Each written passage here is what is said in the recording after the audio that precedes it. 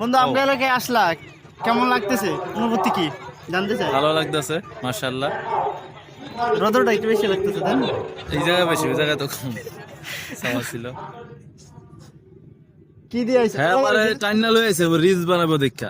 কি রিলস বানানো আছে না, ভাই? reels। তাও আবার এই ক্ষেতের ভিতরে। রিল না, রিল রিল ওই তো রিল, এই তো ক্ষেতের ভিতরে তাও তেলাগাড়ি দিয়ে আইছো নাকি? রিলস তো আমি আরে আইছো কি দিয়ে এটা খাওয়া বেটা বন্ধুরা? হাইছি ওই যে আমার বন্ধু আইছে ঠেলাগাড়ি দেবো। আল্লামা আব্বাসী হুজুরের সাথে, কলেজের শায়েখের সাথে, কলেজের হুজুরের সাথে ওই যে হেলিকপ্টার আইছে।